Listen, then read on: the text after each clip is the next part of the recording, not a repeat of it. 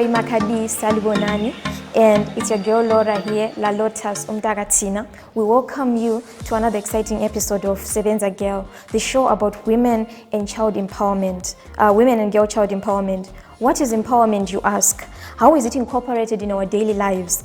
And how does it help women? And what is the council doing to promote women empowerment? Find out today as we have Miss Melody Chingarande with us, who is the first female councillor for Ward 5 Mbizo Constituency.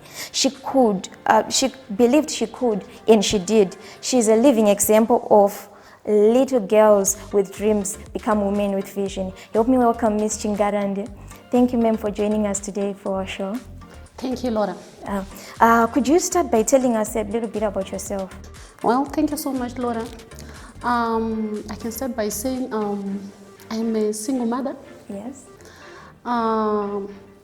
Being a single mother is not something that is simple. If you look at the political atmosphere that we're facing right now, mostly in African countries, or maybe I can say in Zimbabwe. Yes, ma'am. Well, I can say about my brief history. I grew up in Kobulawayo, where I did my primary education up to Form 2, CJC. Then from there, my dad was transferred to Kadoma Prison, where I did my Form 3, Form 4. Then, of course, he was again transferred to Harare Central Prison, where I did my A-level. Then from there, he retired. That's when I started thinking of being a political activist, though of course I wasn't that much into it. I was afraid as somebody who's a woman, a lady. So what happened next is when I decided to go to Teachers College. That's when, I think it was after that, when I was in the Teachers College, at Mtare Teachers College. That's when this thing came, the SRC thing, Student Representative Council or Committee. Then that's when I just told myself that I can do it. Why can't I just contest with others? Because it's like I wanted to contest for the presidium post or the president's post. But then I was like demotivated again. I was told you cannot do it. This is a male position. Of course, just because I was listening to others, to other girls, and I was looking at the previous SRC that was there when we went there, the finalists were there. The president was a guy. So I just thought to myself, maybe it's meant for male people. Then I just had to step down. And I contested for the SG position, the Secretary General, which was the second position from the president. So when I contested, I made it. So with that, and with the people that were behind me, they were just telling me, you should have contested on the top post, but then it was too late then, but I made it. So maybe that is one of the things that encouraged me, because within that post, I was sort of representing the whole school. I became the MC of the school in everything. The president was just there to guide me, but I became like the MC of the whole school. If there were assemblies at the school, at the college, in fact. Not if I say school, maybe it might seem like a primary school or a secondary school thing, right, which was like a little thing. So it was like at college, you know. So at college, we used to have even the president, the late president used to come. President Robert Mugabe. The vice president, by then it was President, the now president, Idi Mnangagwa. He once came and I was the MC. So it gave me that confidence, it gave me that courage, because I had to sit in the board meetings with those people, representing the whole school, representing even the teachers, the lecturers, because the lecturers would come with their issues. If they were having issues, maybe pertaining other students, they would come with those issues to me as the Secretary General to present those issues in the boardroom. In the boardroom where we have maybe the president as well, the Minister of Education. By then I still remember we used to have Paul Mavima and the like. I still remember I even met Professor Jonathan by then. So it gave me that confidence, that courage that I can make it. So when I came back home in Kwekwe during the holiday, that's when I just said, when I finish my program, I think in 2018, we'll be having elections. So I'm just going to try it. I'm going to make it. So I was just sure that I was going to make it. That's when I tried it. Yes, and you made it. Yes, and I made it. Awesome. That's an amazing story. That's an amazing example of working hard and then achieving something in the end. So you are going down history books as the first female Ward 5 councillor. So can you please share with us the challenges you encountered as a woman within your party during your campaign and after you had assumed office? Wow. You know what? It wasn't that simple. Firstly, you know, looking at my hairstyle, that's one thing. I know. Looking at my hairstyle, that's one thing. Too. People were just saying, how can you take that ganja person? I was given names. I was called with sort of different names. I was labeled, even to the extent Yekunzi Hure. Let me say it, I have to say it as it is. Then to myself, I was just saying to myself, I'm not a Hure. I'm not a prostitute. I don't even go to the beer house. I don't even go around looking for men, though I am a single somebody. But I have something that is within me. This is my first time campaigning for being a Ward female councillor, right? Of which, if I look at Ward 5, I researched my history in Ward 5. All the female people, all the ladies who tried to contest on being councillors, they were demotivated, they were discouraged, they were labeled, they were victimized. I was victimized, of course, but I did not stop because I told myself that even if they victimize me, I'm going to try my best. It's better I fail, but after trying my best, after showing the world that the women can do it. So I did it. Besides looking at those labels and all those names that I was given, everything, I went through a lot. Even looking at my political party as well, they didn't want a lady. They were saying, we cannot be led by a woman. I was given 4 guys in my ward from my own political party, MDC Alliance by then. I contested with them. But if I can tell you the results, they are so amazing. Because I had to beat them. And I was on top as a woman. And after that, they had to run around, find something behind my back. And I was labeled a CIO with my own people from my own political party just because I went to school. Just because I'm a teacher, just a mere teacher anyway. Could Akenda go college. She was lying that she was at Mtare Teachers College. She was training Kwitachi C10 as CIO, of which I proved them wrong. Right now, if I may tell you, I'm doing something. I'm in my final year of my degree at Mbizo University, sociology. That's when I proved them wrong. But, even if you label me, I won't give up. I'm a lady, yes. I'm a single mother, yes. I'm a person of my own category. I don't want to be labeled. Even if you label me, but I'm going to do what I want to do. I'm going to achieve what I want to achieve. I'm going to show the women in my ward, not only in my ward, but in Zimbabwe as well, that women can do it. And of course I did it. Here I am. I am the first female councillor. Since 1980, I am the first female councillor in Ward 5. They were saying women cannot, and they were victimized. And they allowed that to be victimized, and they stopped, and they quitted. Vakatoti isuse vakanzati to contest, but I did it. And now they are seeing the results. Yeah, that's true. Yeah, they try again. Even if you don't succeed, try again. Okay. So, what is the specific role of the council in women empowerment? How do they help the women? Well, if we look at council business, we have some programs that we call that we are working with. We have gender representatives in council. They represent women. They represent the interests of women. We may look at the issues of water as women. We need water every day as compared to men. We need water every day. We're talking of our menstruation as women, where we need to bath each and every time. So as women, that's what we lobby for and advocate for when we go to women. We lobby for such policies that even if when it goes, I don't know how, even if it's tight, like I don't know how, we should provide water as the first service delivered to our residents. So with that, with women, we are taught to advocate for water first. We need clean sanitary water for women in different communities, in all our communities. So that's the first thing that we are told to advocate for. Yes, ma'am. All right, we'll be back in a minute. Thank you. People would approach me, they would actually threaten me for a powerful woman, a bold woman, a woman who's not afraid. That's awesome. So how can women empowerment develop a society? And your grounding, you know, because personally as a Christian, it's not every job that I get to do. There's some things that I can do. Okay. Welcome back. We are still here with Miss Chingarande, and ma'am, I was still asking you some more questions. So there's a notable disparity between women in urban areas and those in rural areas. What can be done, and what is the council doing to foster equality of opportunities?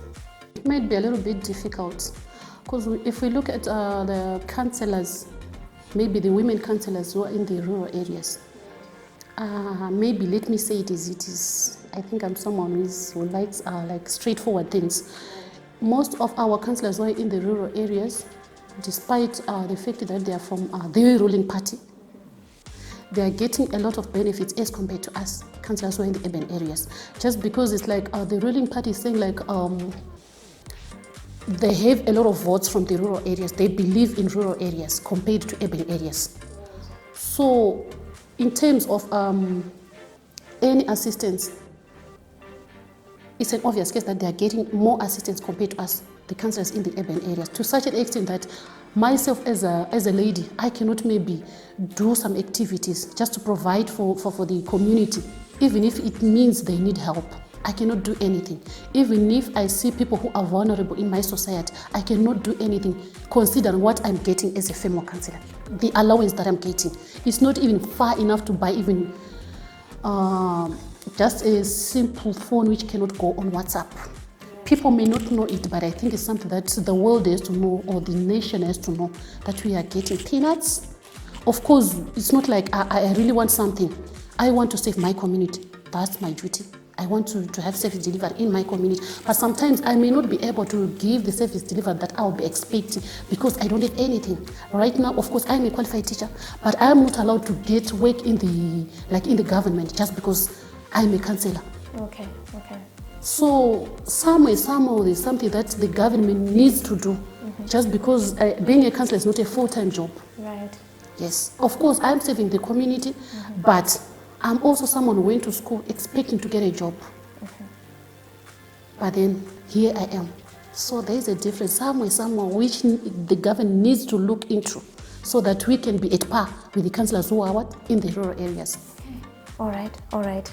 So there's a notion that the concept of women empowerment upsets the normal culture and tries to take the femininity of women, hence reducing their capabilities to be good wives and mothers.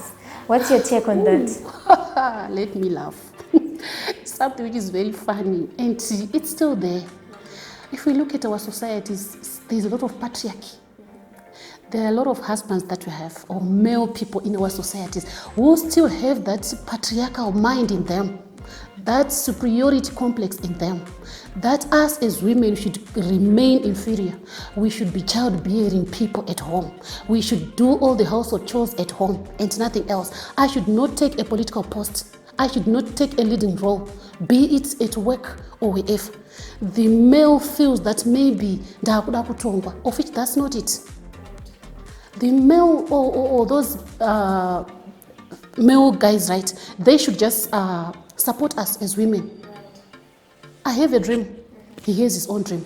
But just because maybe we are now two people, somebody's trying to sort of control, of which if we are together as a team, as a family, husband and wife, there is need for the husband to support me, since I also support him. So I feel the male people, they should remove that patriarchal thing, that superiority complex thing in them. They should support women. We have our own dreams. And to women, as far as I'm concerned, where a woman is, there's something that is tangible, that can be seen. Women, we have people at heart, more than male people. If I get something, I feel for the next person who is next to me. I feel for the vulnerable people who is next to me. But because I'm not supported, but because maybe my rights somehow are infringed, maybe let me use that word, are infringed by these male people. I end up sometimes, if I'm someone who's not strong enough, I end up like, let me just leave it. Then I leave it, I drop it. Then it goes. All right, okay. So you know, this. What's your take on the provision of sanitary where in learning institutions? You know, I read this post where somebody said they were gonna put condoms in high schools and everything, and then a person put a comment down and said, no, instead of putting condoms, why don't you put sanitary wear instead?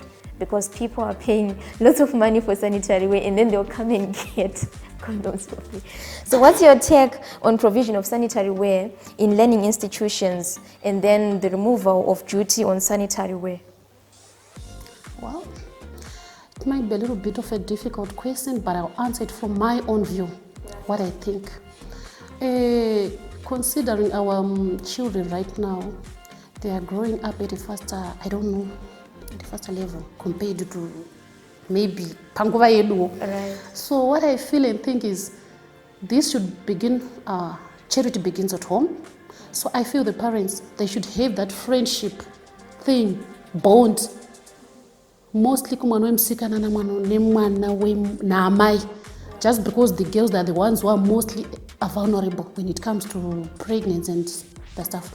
So I feel, besides those condoms, I feel maybe if they are to be introduced, let them be introduced. But these people, these young boys and girls, if you are talking of the primary and secondary, mostly the primary, I don't think they should be introduced. I think and feel maybe at secondary level, just because most of our children, they might be sexually active. Though of course we may not know it. We just assume that but something behind, there might be something which is happening. And if you also look at they're using these gadgets. They're watching pornographic things here, of which I may not know. So our kids may be far much ahead of us of everything that we may feel, about sex, about menstruation, about this. We tend to shy to talk with our own children. Hence, those children, when they play outside, they get every information that we may not even be aware of as parents. So I feel maybe it's something that should be put into account by the government, either to provide for those sanitary pads in schools. Since those condoms, those protectors, they are provided in the beer halls, you find them there. In the clinics, they are there for free. So why not the PPs in the schools? In case something may happen, at least the child knows that I have to protect, so that at least I cannot be more vulnerable to the STIs, STDs, or HIV and AIDS. That's what I think. Okay, all right. So, you know, I had not heard your story fully. So you are a great example to women and to young girls. I know lots of women and lots of girls will be looking up to you. You've done something that no woman has dared to do. You know, they're just, shying away and saying, but no, let's just leave this because it's for the men and everything. So what advice would you give to young girls and women who want to pursue politics? It's very fun indeed. I can say politics is something which is not that simple. Of course, I have to tell them the truth. They have to know that if I am to get into politics, I have to be strong enough. I have to maybe have that I don't care attitude. What will people say about me? What will whoever say about me, about my character? What are the types of labels am I going to receive from the community? From even the parents, from even your husband, from even your peers, even mostly one Kwekwe church. I was one person who was discouraged from my own church. I was told, how can a female person contest kupinda politics? Then I had to answer one of my pastors, do you know that a church is also a political institution? It's also a political organization. Just because when you stand there, or our secretary stands in front there, then says, Tukukumbiro Chakat, we want to work on such a thing. Then if I say I don't have money just because the economy is like this, then that means I'm talking politics, but I'm in the church. So I have to answer him like that. A church is also a political organization. Though of course we don't say the slogans or this and that, the slogan that we hear from our different political organizations. But in the church, our slogan is Hallelujah, Amen. Meaning to say, when we say do this in the church, we say Amen, just because we are agreeing to that. So if we don't agree to that, then it's just like we just keep quiet. So I feel, if I may tell you, just like the encouragement that I can give more to the girls, the young girls, and any women who might want to venture into politics. One from Rakushinga, You need to be very strong. If I may tell you, I was incarcerated, I was in prison some time back, maybe it's about 2 months now, or less than a month, after having participated in a demonstration where no one was injured, where nothing was vandalized, just singing songs, just songs. Tichitaure tinoda, but I was jailed. So I'm just telling somebody out there, it's not as easy as we might think, but it needs someone who is very strong. It needs someone who is very courageous. It needs someone who doesn't say, just because people have labeled me, just because people have said this and that, then I should just drop it. I did it. Here I am, the first female councillor in Ward 5. So I'm just happy. So I'm just saying, please, ladies and girls, just do it. Do what you think you can. Try it. At least if wamboshika pamsoro but wazama. So I'm just saying, women can do it. They can do it as well. All right. Thank you so much. It has been an amazing time with our ward councillor, Ms. Chingarande. By the way, I'm from Ward 5, so yay. Yeah, this has been an amazing opportunity and time for me. Thank you so much for gracing us with your presence today. Hopefully we will have you some other time and we'll talk more. So thank you guys for tuning in. See you next week, same time, same place.